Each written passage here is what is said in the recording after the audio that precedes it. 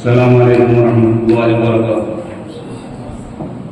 الحمد للہ رب العالمین والصلاة والسلام علی رسول محمد وعلی آلہ وصحبہ اجمعین. اما بعد فإن خیر الحدیث کتاب اللہ وخیر الهدی هدی محمد صلی اللہ علیہ وسلم وشر الامور محدثاتها وكل محدثة بدعة وكل بدعة ضلالة وكل ضلالة في النار. محترم صدر اجلاس و علماء کرام اور مہمانان خصوصی اور عزیز طلباء،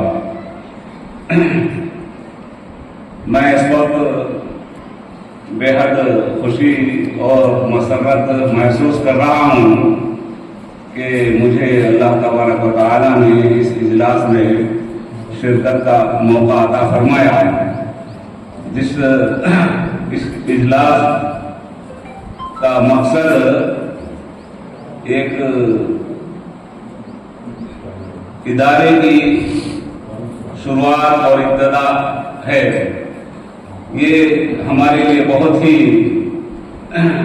اہم ضرورت ہے، کیونکہ اداروں کے ذریعے سے اور مدارسی کے ذریعے سے اسلام باقی اور قائم رہتا ہے. اگر ادارے نہ ہوں تو پھر مسلمانوں سے اسلام اور ایمان ان کے دلوں سے بھی ختم ہو جائے گا. تو محترم حضرات، یہ ہمارے لیے بہت ہی خوشی کا موقع ہے کہ ہم اس وقت ایک نئے حفظ قرآن کا ادارہ شروع کرنے جا رہے ہیں، اور قرآن کریم جو اللہ تبارک و تعالیٰ کا آخری کلام ہے، نبی کریم صلی اللہ علیہ وسلم ہر موقع پر فرمایا کرتے تھے فإن خیر الحدیث کتاب اللہ، یعنی بہترین بات اللہ تعالیٰ کی کتاب ہے، اللہ تبارک و تعالیٰ کا کلام ہے. اس سے بہتر کوئی کلام نہیں ہو سکتا. اور یہ قرآن لوگوں کی ہدایت کے لیے اللہ تبارک و تعالیٰ نے نازل کیا ہے، اور اس قرآن کو پڑھ کر آدمی جو ہے دنیا اور آخرت کی ترقی اور سعادت حاصل کر سکتے ہیں. اللہ کے نبی صلی اللہ علیہ وسلم نے قرآن کریم کے بارے میں جو فرمایا، اس کو جو سیکھتے ہیں اور سکھاتے ہیں کہ سب سے بہترین لوگ ہیں. آپ نے فرمایا خیرکم من تعلم القرآن وعلمہ، تم میں سب سے بہتر وہ لوگ ہیں جو قرآن کو سیکھتے ہیں اور سکھاتے ہیں. تو سیکھنے والوں کا نام پہلے ذکر کیا اللہ تبارک و تعالیٰ نے، تو اس لیے سیکھنے والوں کی بڑی اہمیت ہے. اس کے بعد میں سکھانے والوں کا ذکر کیا وعلمہ.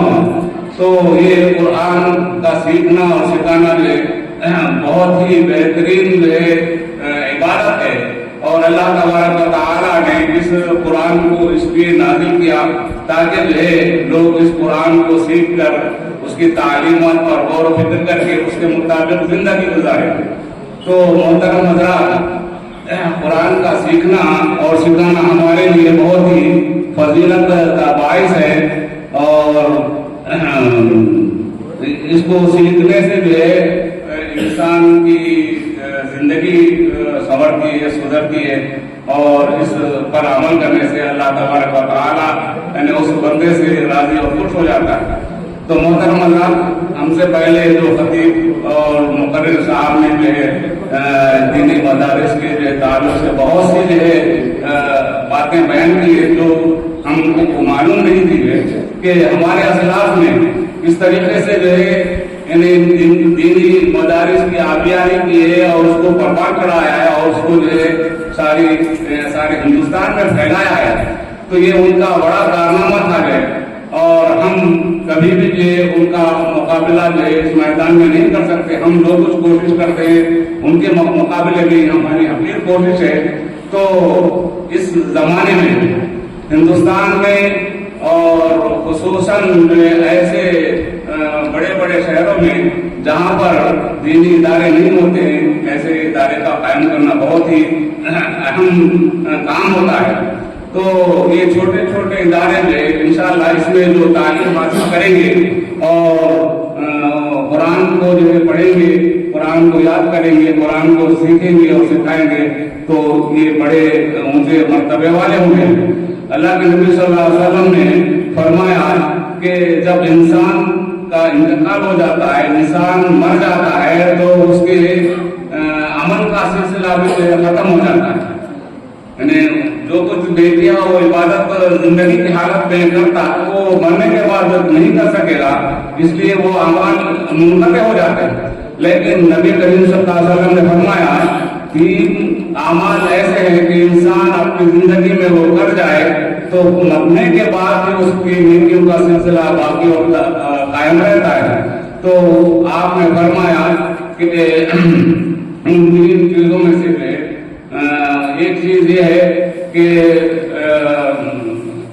عمل صالح، نیک عمل، اذا مات انسان من عقب بالله ثلاث ولد صالح يدعو له، یعنی اولاد چھوڑ کر جائے، ان کو اچھی تربیت دے اور ان کو دین کی تعلیم سکھائے اور قرآن و حدیث کی جو ہے تعلیم دے، تو یہ بچے لے مرنے کے بعد جو کچھ اس پر عمل کرتے ہیں ان کے عمل کا بھی سے ثواب والدین کو ملتا ہے۔ اور اسی طریقے سے علم ينتفع به، یعنی ایسا علم جو چھوڑ کر جائے جس سے لوگ آنے والے جو لوگ اس سے فائدہ اٹھائیں، اس کے اوپر عمل کریں، تو ان کے اعمال کا بھی جو ثواب اللہ تبارک و تعالیٰ اس علم کو چھوڑ کر جانے والے کو دیتا ہے۔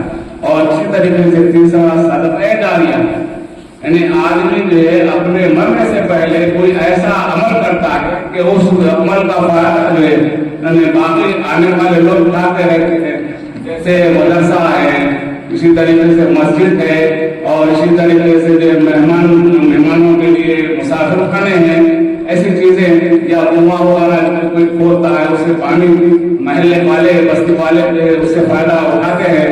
اسی طریقے سے سڑکیں وغیرہ بنانا جس سے لوگوں کو سہولت ہوتی ہے، تو بہت سی چیزیں آتی ہیں۔